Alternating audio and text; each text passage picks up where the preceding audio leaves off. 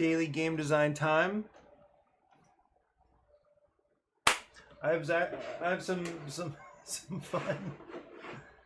fun things to share.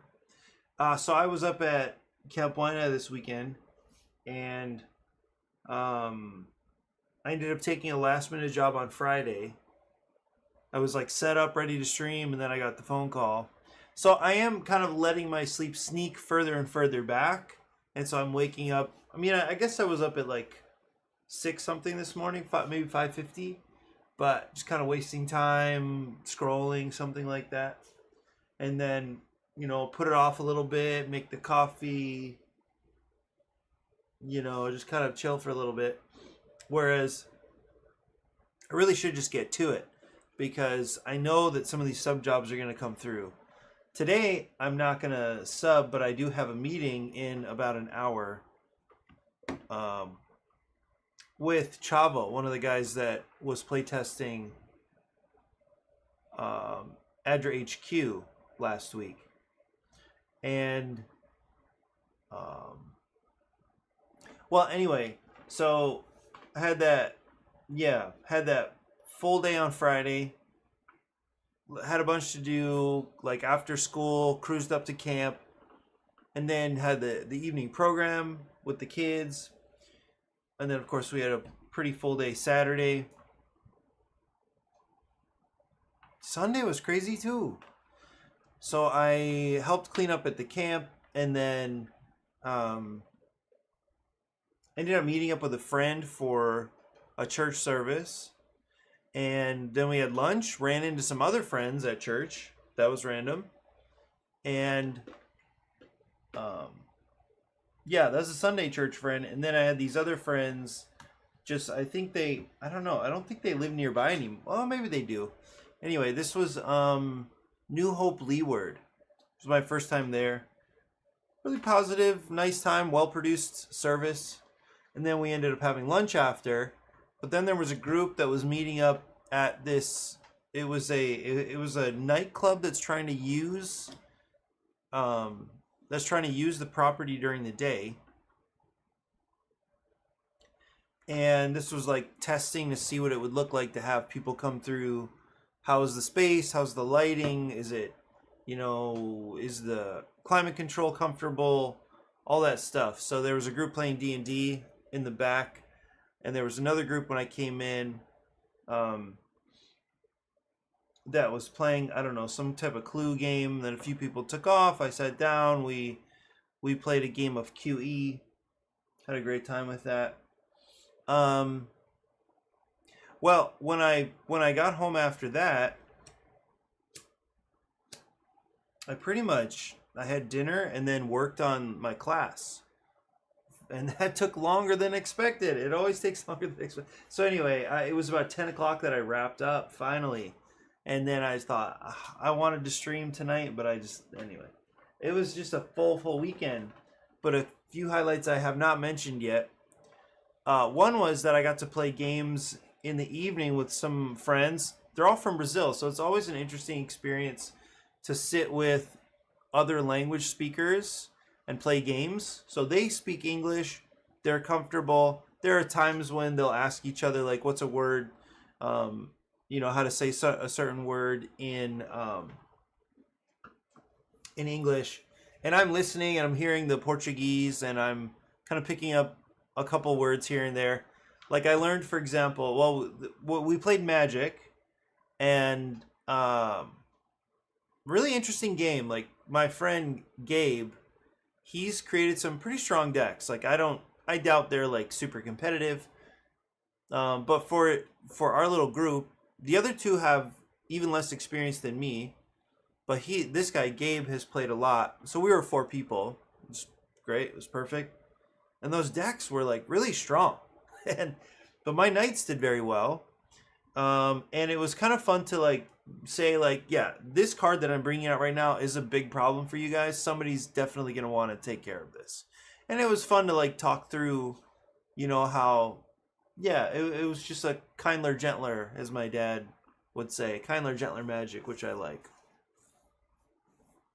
And So we played Magic, and then it was kind of late already. It was like 9:30 maybe, and I said, "Oh, I don't think I can do another full game of Magic." So I brought out the gang, and it took a little time to remind everybody about how poker stuff works. I don't have a background in poker. Most of them don't have a background in poker either. So it just took a few examples to get familiar with how the player aid, the cards work, to like, what it to rank the hands, so from high card, and pair all the way up to royal flush or whatever. So it took a little while to get going, but they really really liked the game. And it's always nice when a group likes something like that. Trying something new and it's working, we're working well, we're understanding, we're communicating pretty well. And anyway, I just had a really nice time hanging out with them. So Saturday night. After lunch on Sunday, I stopped by the Goodwill that's right near that church and then where we had lunch. And I've stopped there before a whole bunch, and I've gotten a couple games. But anyway, I want to share with you my game haul, my weekend game haul. So, first of all, start with this tiny Batman Flux. I'm not a big fan of Flux, but for a couple dollars, I thought, it's something I can just give away, and it works. It's fine, and maybe somebody likes Batman, so it might be something to bring out for a light group sometime. I don't know how many players. Oh, so it's only two. Well, it's 2 to 6. So if you want long-lasting chaos or abrupt endings, you can join me for Batman Flux. I know there's tons of Flux games, but I didn't know there's Batman. Then I have found 13 Beavers, which is, I believe, a Target game. I think I've seen it over there. I know my friend Dean has done it he's played on stream before. And I just read through the rules this morning, and it does look like fun chaos. It's just almost pure push your luck. All you're doing is you're flipping over cards numbered, I don't know, 1 through 52 maybe, or something like that. And all you have to do is guess if the number is going to be higher or lower. If you're correct, you advance, and then you can guess again. If you are wrong, you have like a two-piece. You have a two-piece, like kind of meeple thing where you have a beaver, and then the beaver sits in this dam. And so if you're correct, your beaver advances. And you can keep guessing. If at any point your guess is wrong, then the beaver just jumps back to where the dam is. If you decide to stop, then the dam advances up and sits like where the beaver is. So it looks like a really cute and honestly like kind of fun push your luck game. There's nothing to it. There are a couple little decisions you get to make, but overall it's just like hopefully just good, almost random fun with fun tension of like pushing your luck further and further. So 13 Beavers. I also found Abduction, and you can see the evidence that I was at Goodwill right here. There it is. So Abduction is a game I played when we were up in Mililani area. This is when we had the military. We used the military community center space that my friend Jeff reserved. Great space, like full kitchen, plenty gaming space, really comfortable AC. It was just like awesome. So, oh wow, this looks like a really small company. Evan and Josh's Very Special Games Co. printed Abduction, I guess. Well, it's not my favorite type of game. It's somehow like you're building patterns of ducks that are going around this little river. I don't think I can show you. Oh, there's like a river that the ducks like travel around, and you're trying to get your ducks, or you're trying to get the ducks aligned with some kind of like goal card that you don't have. and then you're using something like action cards with effects that let you move ducks around or sweep off some ducks or something. And you're just trying to get your card represented on that board while you're trying to get other people's. Hey, Francisco. You're trying to have other people's cards, or you're trying to mess with the patterns that other people are building. So I don't love the idea that like you can make a bunch of progress toward your goal card, and then all of a sudden somebody takes their turn and wipes out half the ducks. And I don't love that kind of dynamic, but I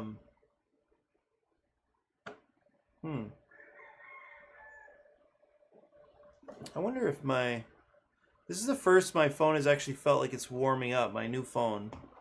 So it looks like the connection might be not great this morning. Well, Francisco, how was your weekend? Anything new?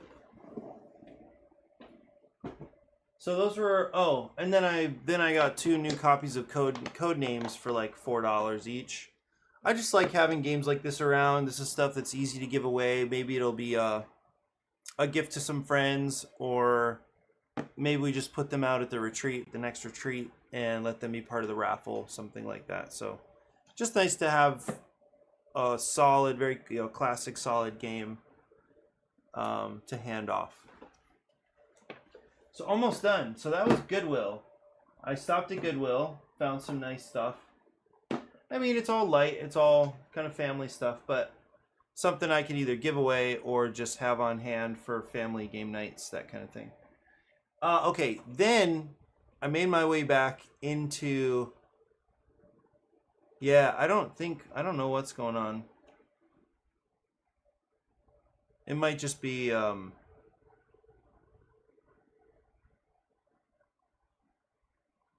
Yeah, I have no idea. Okay. So, you got to play Junkyard Juggernauts. Now tell me, are you still interested in your game? As in, when you play, do you still enjoy what's going on? Do you still feel like there's cool tension, or there's something that you hadn't really thought of or discovered, and like that kind of thing can happen, and there's cool surprises? Or is it just kind of settled in for you? It works, it's nice, players have a nice experience with it.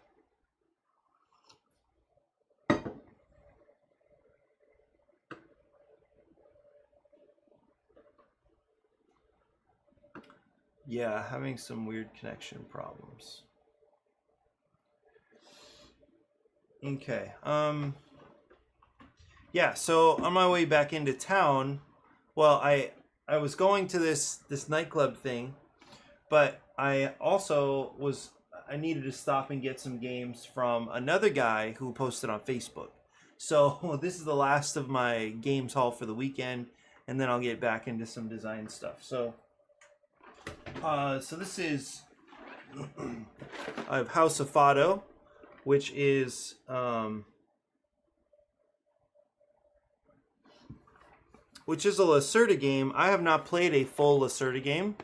I know this is supposed to be almost like an introduction to Lacerda, and I think I might be good with that. I feel like that might be enough for me. But anyway, excited about trying House of Fado. And I think what is this? You are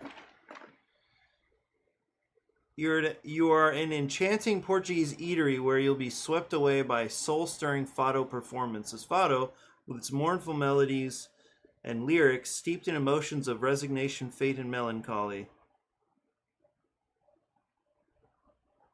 It's a unique expression of the Portuguese spirit.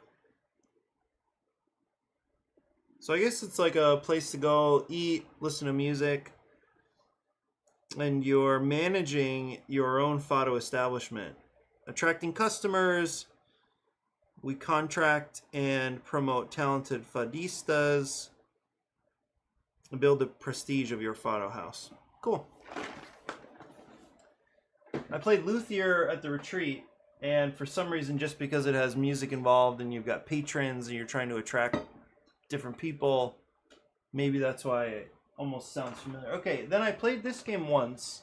This is called Raising Robots. Played this game once with Reese and I believe it was Van and Megan. They had a nice copy.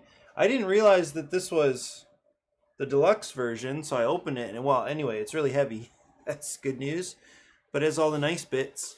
And this is a cool engine building game. I think like kind of simultaneous action selection stuff. And it's the sort of game where if you pick the action, I think you get to do a strong version of it, but everybody else gets to do the action as well if they want. So you're building out a grid of robots. Yeah, like filling your tableau, and then you like activate. You run your engine a bunch throughout the game. I remember it was cool. Very very cool, and I don't mind that. I actually enjoy just stepping through games sometimes, especially when you start feeling stronger. I'm most excited about this one. This next one is Kinfire Council. Good stuff about this. I know Phil has a copy, and it's apparently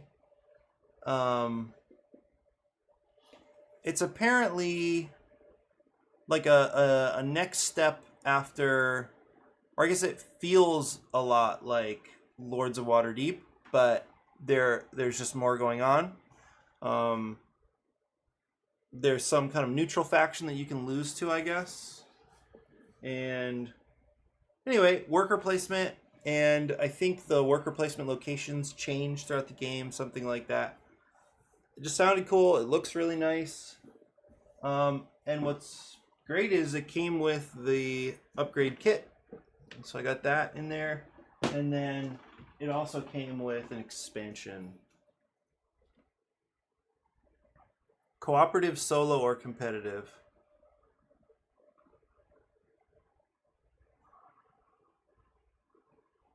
Yeah, I don't know if you... I heard about cooperative mode. I didn't know if that was built into the game from the beginning or not, like with the base game.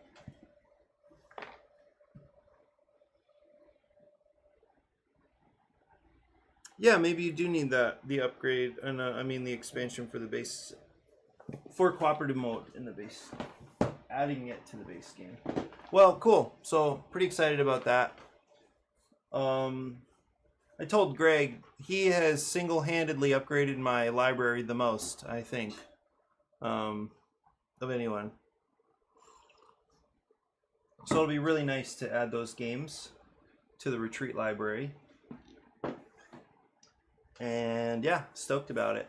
So I do have a few things I want to accomplish today before I have the meeting, which I may need to, or at least I need to remember, I need to end stream right away and get to that meeting. Yeah, I wonder what's going on here. Hang on, I'm gonna get this a little fan I have. Oh, I guess I can just put my phone. I wonder if cooling my phone down a little bit will help. I just wish that everything worked perfectly all the time. Let's set it over there. Okay, so I wanted to look at, I think I finalized, oh, it could be that all this stuff is open as well. It's kind of slowing things down.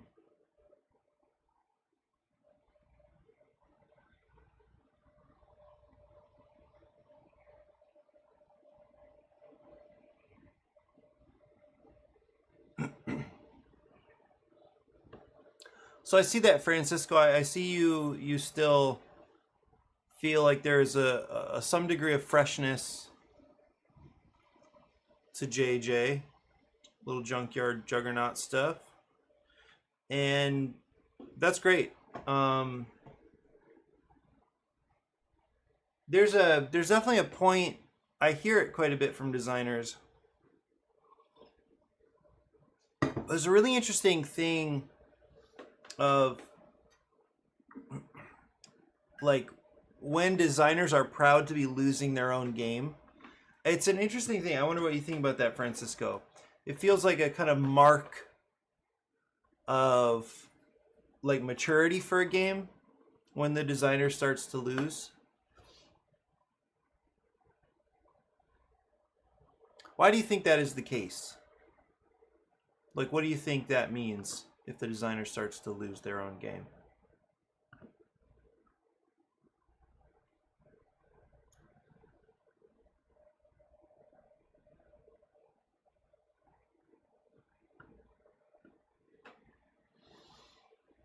Okay, I was going to show you.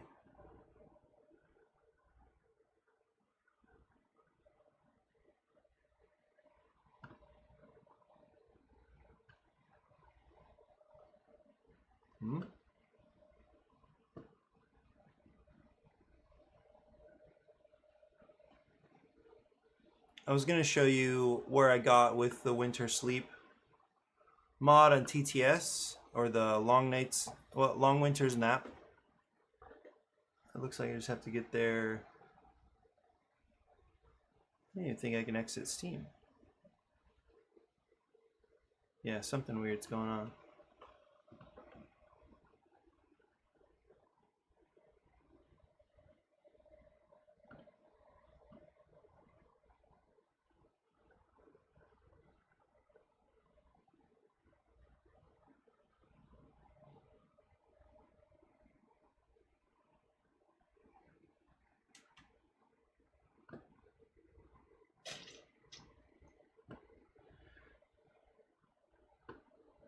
I may take a few turns here just to get a feel. So partly what I'm doing here is looking at the prototypes I have ready, seeing whether it would be worth like printing some of these or building these prototypes before I head to Dallas tomorrow. So that's happening. Really excited about it. It's going to be a pretty significant investment for me. It's my first mainland con. Unfortunately, it comes at a time when, I don't know, I haven't decided whether this is fortunate or unfortunate. But apparently it's going to be pretty significantly affected by overlapping with PAX Unplugged.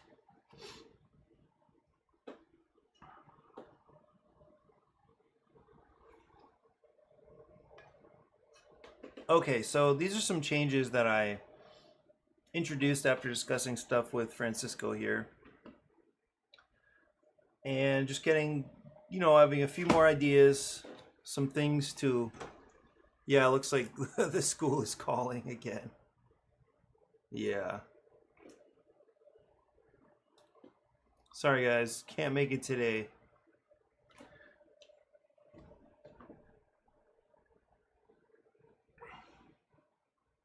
It was funny, actually, the Friday call. I took the call on Friday morning, and like as I said, I was just about to stream, and I took the job. Yeah,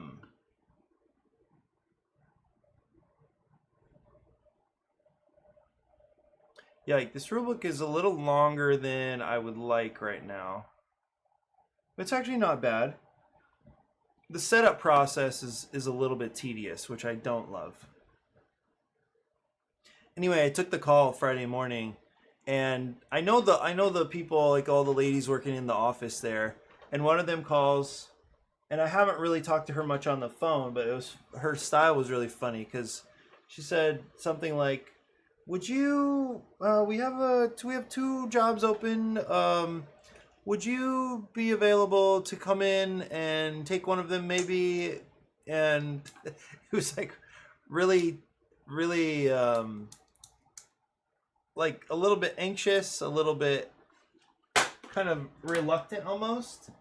And I think I understand. I think they get rejected a lot, and then that doesn't feel good for most people most of the time. So it was just a really interesting, like mild approach. But what I realized is like a good thing to keep in mind for somebody who has to do that a lot. I mean, it would be really, really hard. I think it would be very tiring to be in their position. But something important to keep in mind is you're offering people you're offering people an opportunity. Like that is potential livelihood. And so if they're not up for it, if they're not available, that's too bad for them. Anyway. Okay, so I'm actually going to have to flip back. And this is one of the really unfortunate things here. Maybe I should just copy this.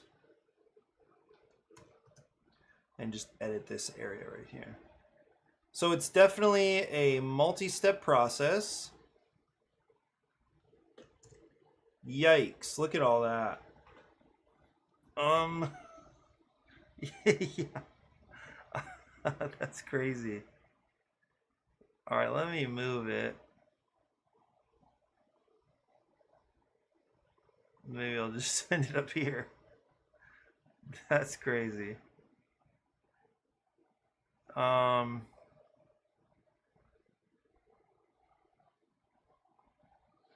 Yeah, see if I can edit it from there.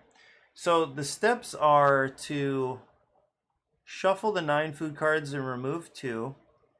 Then deal 4 food cards, add the 1 and 1. Well, I think I can.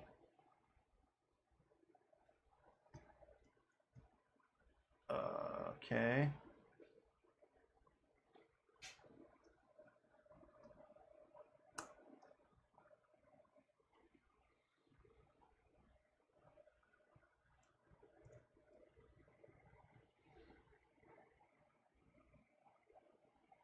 I'm close. I'm getting there. See, I think this is a lot. All right. Yikes. Let's see if that works. Okay. So, deck setup. Shuffle the 9 food cards. Here they are. So we'll shuffle those. And remove 2. Send those off to the side.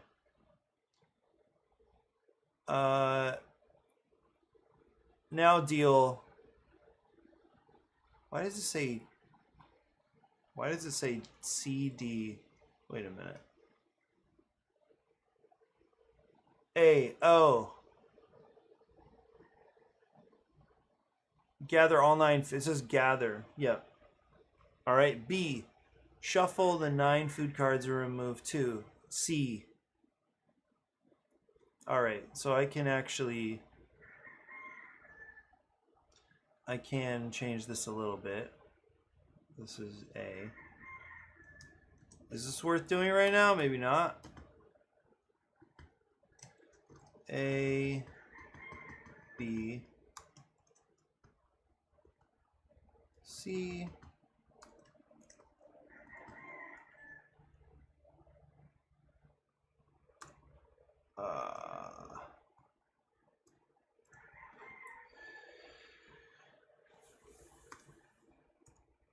where is the cursor? Yeah, this is like there's some quality of life stuff with TTS I really wish they would work on.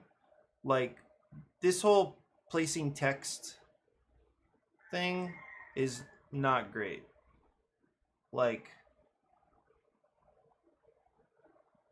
there should just be another way to edit text. I don't know how to do that. I'm not saying I could be a solution to this problem, but there's just weird stuff, and then like I don't know. I feel like that anyway, this hand is a little goofy. I don't know what it is, but it just feels like the text in particular could be handled differently somehow. Okay, so deck setup. Shuffle the 9. So we did that, and remove 2. We did that. B, deal 4 food cards. So we'll set these over here. So deal 4. Okay. Add the 1-to-1 market. That's this one. And shuffle. Okay. Perfect. And set this aside as pile A. We'll say pile A is right here. Totally cool. Now deal 3 food cards. 1, 2, 3. add the 2-to-1 market, and then shuffle. That's not this, that's this. Okay. Set the 2 top cards aside as pile B. So here's pile B. And now finally, add the Winter Arrives card to pile C. Great. And shuffle. Then place B on C and A on BC. Okay, and that is the 10 card deck. Is that tedious? Maybe, right?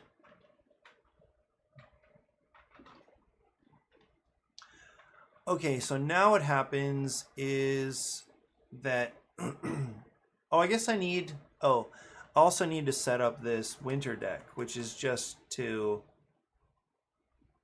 take 2 of those out of the game. Let me double check. I think that's what I'm doing. So shuffle the 6 winter cards, deal 4 face down, add the Spring Arrives card to those 4. So it is going to be 5 cards. Wait a minute. Is that right?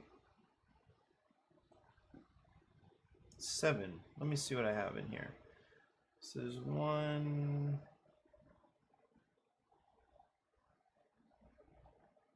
Yeah, I believe that's right. Because there should be 2 of each of these, 3 of these. So it is 7 cards. So it would be to remove 3 cards.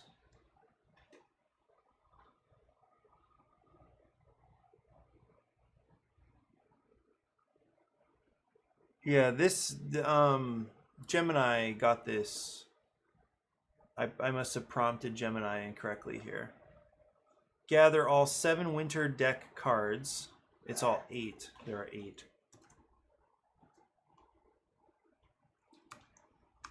Hello?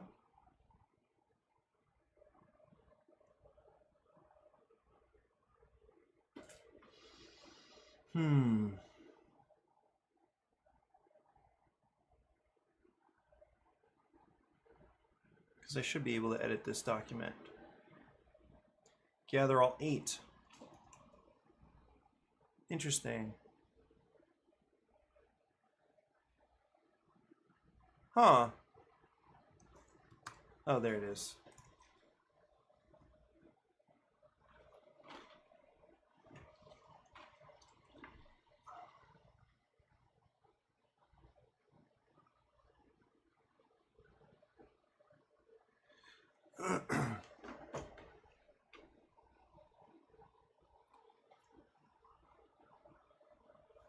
Yeah. Well, hopefully that was a useful call.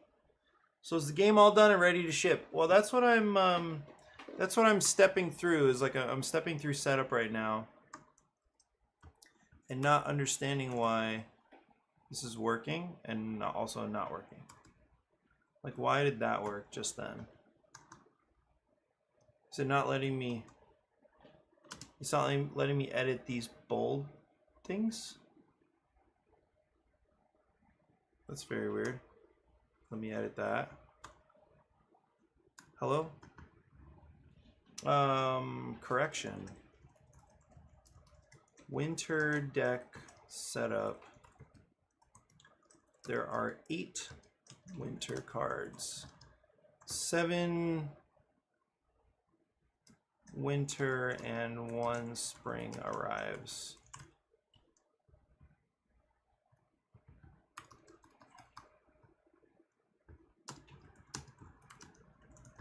So I don't remember, it was and wasn't, but I think it at least keeps the process going. Okay. Spring arrives. Okay, so Francisco, I don't remember. I know I posted this in the Discord, but I think this edges toward something that's slightly more thematic. I don't think it's perfect, but I think it's probably better than what was going on before. So now in this deck, well, we have the two currencies. I guess I should change this color to green. That didn't work.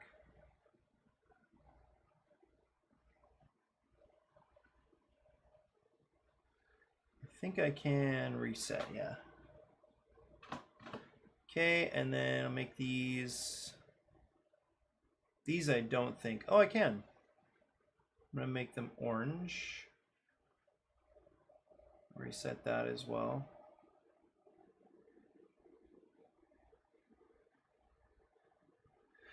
Okay, so what I have in the winter cards now is that the green is just simply protecting the orange. So the orange are the VP or like the winter fat tokens. And so you can still spend green energy cubes to protect these orange ones, but eventually you're going to start losing the orange ones too. So that's like you're going to be burning the winter fat. Yeah, well, it's kind of like keep green around to protect the orange. Yeah. And I mean, somebody could choose, but it's not a real choice. Like you just need to keep the orange. Yeah, so it's a buffer, right? And what's also nice about this is that there are now different like tiers of winter. So this is like the most mild form of winter, this card, because you can either spend 1 green or 2 orange. This is like normal winter, your average winter, spend 1 green or 3 orange, and then this is a harsh winter. So spend 2 green or 5 orange. Now these get shuffled. And I'll come back to why I think that's a nice innovation in a second. So these get shuffled, and then 3 of them get removed.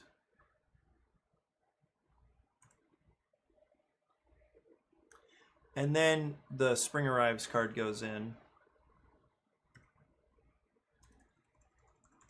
Okay, so now there are just 5 cards that are going to be in this, in the row. So you don't have to save as much, because now, I mean, there's a lot more at stake when these cards start flipping. You can lose a lot more potentially. But the nice thing is that I added, there was the peak ability on the 2 VP value card, but then I added the peak ability to the 3 as well. So there are actually 5 cards that give you the peak ability, and I think now that these cards can be variable, I think the peak ability is a lot more valuable. Because when you peek at this card, it might be the Spring Arrives card, but it also might be the Harsh Winter card. So you need to like prepare a little bit more. You might need to have a few more green cubes on hand. And if you get to peek twice, maybe you see that there's 2 Harsh Winter cards. Both of them got in there, but you don't know where the Spring Arrives card is. It might be this one. It might be one of these 2. So you have a little more information, but of course, actually, I wonder if you would always pick the cards on the left or not. I feel like you probably would, but I guess that's on them. They can just kind of try to get lucky. Actually, I do feel like you would kind of always pick the one on the left, because why not get really important information?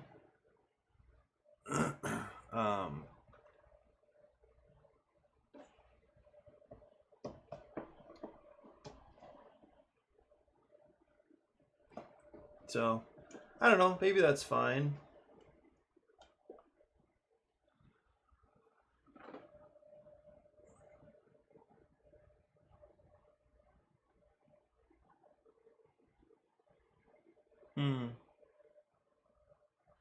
The other thing is maybe the row is not set out yet. There could be something there where you just get to peek at the top card of the deck and decide to move it to the bottom or leave it on the top. No, I guess then everybody would be looking at the same card.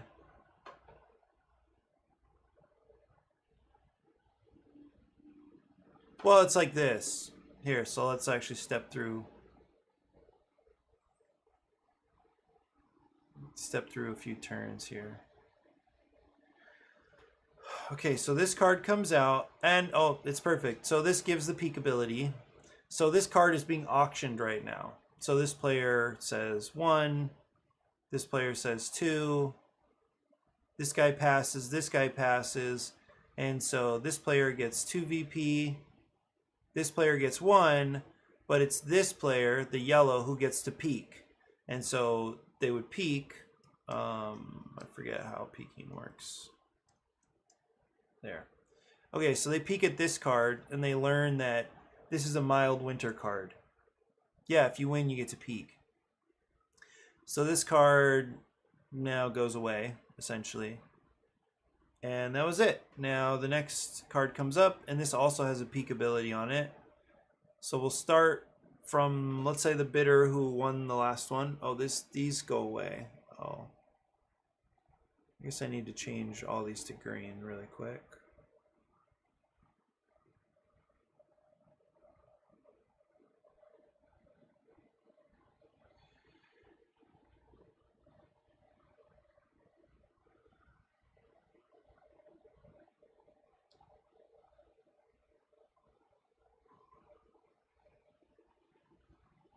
Okay, so I'll continue from where, let's say the person who won the last bid gets to start the next one.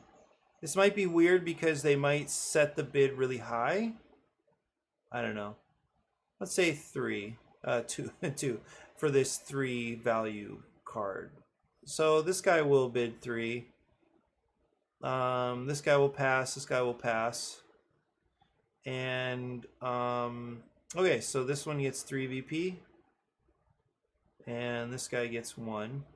Yeah, I feel like the bidding would get too spicy for most people super fast, so I don't know.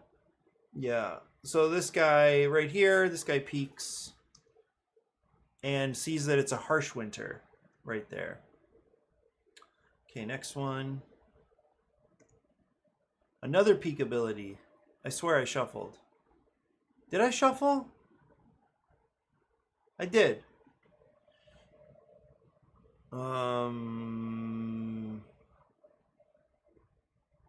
Same thing, 3, and this guy will pass. Pass. So this guy checks and still hasn't found the spring arrives card, but this one gets the 3 VP.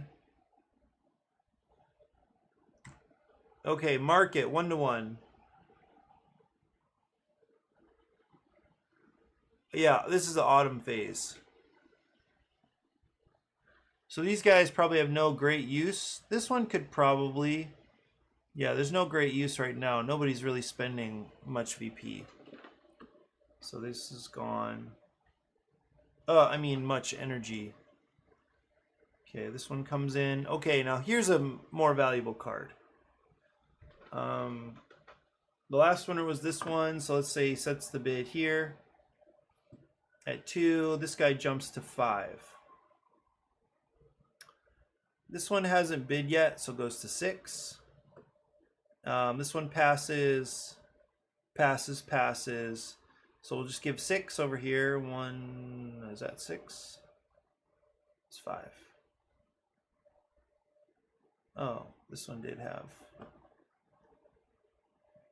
So 6 total, and then this bidder gets 3. And that hurts because I think getting 3 for 5 is pretty sad. This one still gets 2. So it's actually kind of better to be third place than second place in this case. So that hurts a little bit. These guys all lose their cubes. Okay, and the winner was this one, right? So let's go to the next. Okay, so now here's the more expensive market. Are they going to use it? The bids have been very low, I think, in general. There are only 4 cards left, so I think they're not going to use this market.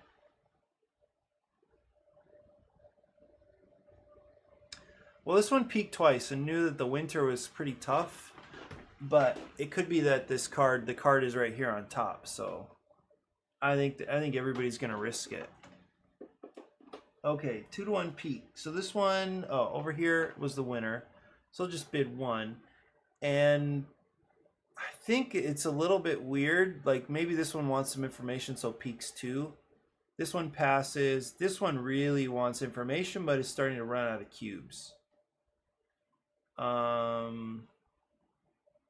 This one just wants VP and does 3. So pass. Let's say get 2, get 1, and these go away. And then this guy peaks, so he's gonna. I think it does make sense to me. Okay, so I think it's one of these two, the middle or the end. But red wouldn't know that. Okay, flip the next one. Okay, winter arrives. So now all the bidding stops, and now we start going into the winter deck. Okay, so everybody spends 1 green. Easy. Everybody spends 2 green if they can.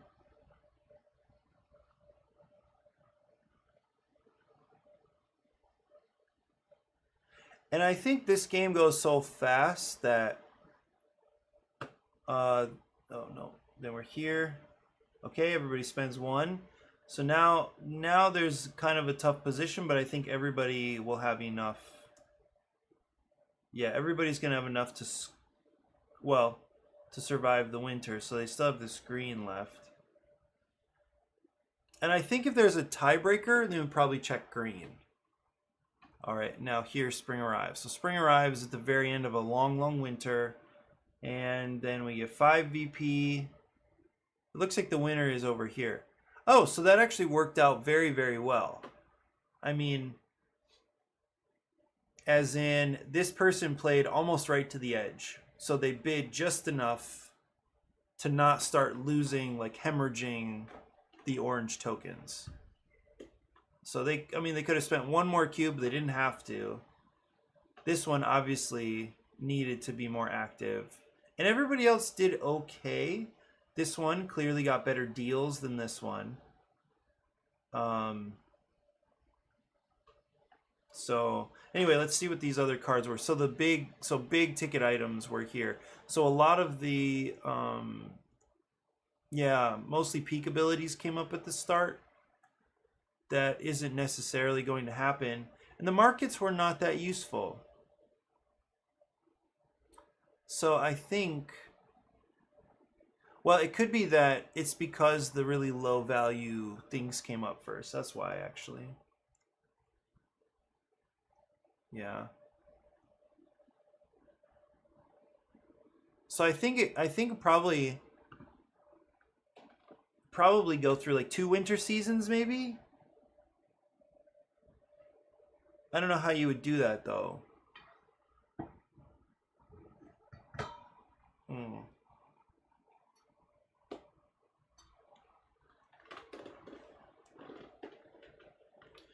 Or maybe like summer is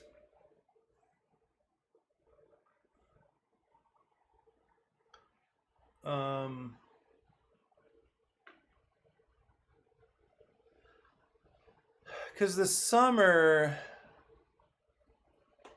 2 winters. I'm just saying because the game is so short. Like that was the whole thing.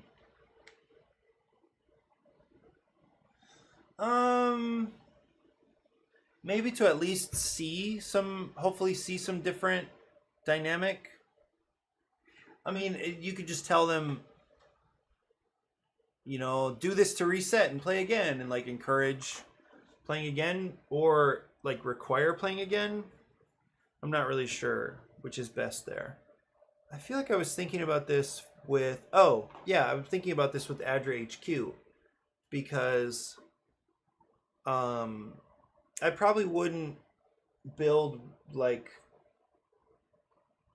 rounds into the base version of that card game, but it could be useful I mean, for sure, I would do like a scenario-based version, but just give a fuller experience with a little bit of a longer arc, because these games are short enough that that should not at all feel like a burden, and I would expect, at least for some people, they'd want to do it anyway. So might as well build in some variety or some tension as the rounds progress. So, for example, like how would spring or summer work? Would they turn in some VP, like 2-1, to get green cubes back? Yeah, yeah, that's right. I think I'm kind of speed running the game, but I still think it's slight enough that you might want to go again. Um, Organically, and so it might be fine to just have them go again mechanically, like just require it for a full game. The thing is, now I think it might be rich getting richer if like this guy could just, because how many cubes did we start with? 15, I think. So if it was 2-1, what is this? 7, 8. So you get 16 back. So it really wouldn't be that far ahead. But this guy, adding 6, would only have 12 at the start. So really, he lost value a lot. I think the secret stash idea in winter, not biased. So that was the idea of having like a card off to the side.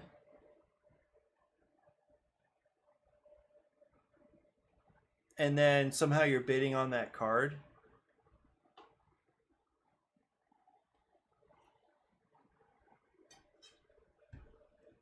I have to go back and look.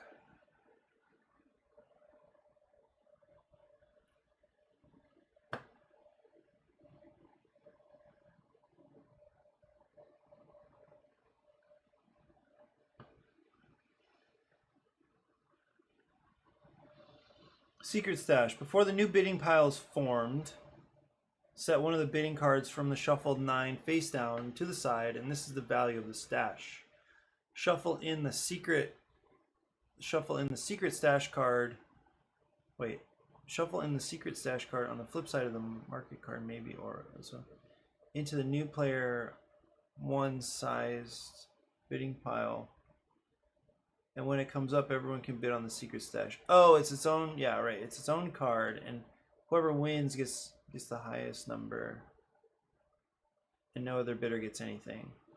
So,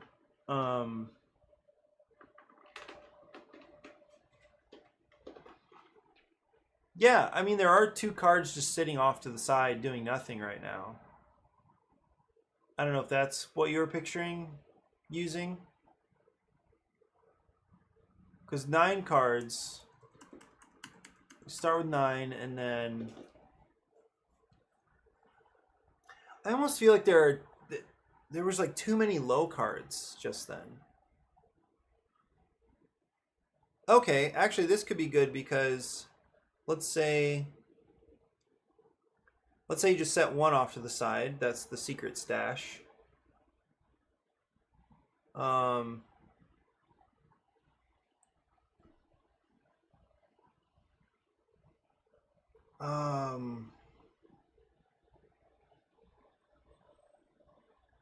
What about this?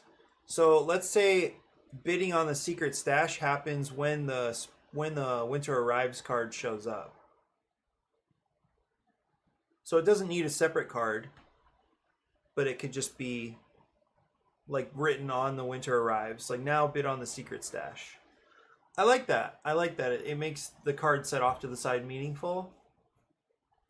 And it still means that 2 cards, it's possible that 2 cards won't be seen. I think the risk is that, you know what, I'm still going to put 2 off to the side, and the card on top is the secret stash card. So this one is the secret stash. The reason I think we should still take 2 off is because there's a risk that all of the food cards could get seen, and so there would be no mystery. I mean, you'd have to memorize, and I don't know that I'd want to give somebody that kind of advantage. The person with the better memory. Well, I guess no matter what, it's still going to rely a little bit on memory to know what this card could be. Like it's 50-50, this card is something specific. And that's only if the winter arrives at the very, very end. Because it is possible that there are 2 cards underneath winter arrives, like happened in this game. So then it would be 1 in 4 that they'd be bidding on something of value. So I guess the person would know. Oh, this is nasty. This is nasty. I mean, like, that's so rough. I like it. I like it as a problem because you're right there at winter's edge. You're knocking on the door of winter, and now here's this last mystery card. Oh, man. I feel like some people would love that and some people would hate it. But I mean, they're in this like push your luck auction game anyway. So maybe they just need to get used to this idea. That's a cool idea, Francisco. I like that a lot. This mystery card. Yeah, that's cool. Well, thanks for that idea. I guess suddenly I think the game is ready to ship. So make that happen. I think there's still a question of whether or not there's some mechanic to reset. So maybe you get. No, I think it's probably good as it is. And I would hope that it would be fast enough and sticky enough to just want to play again. So yeah. Yeah, we should try this out soon. I think I am going to try to print some version of this for the con and just play it out because it's very small, right? It's slight, it's packable. So I think I'll build a prototype today if I have some time and make that happen because this looks great. It looks fun. It looks like, yeah, it looks fast, easy, fun, tense.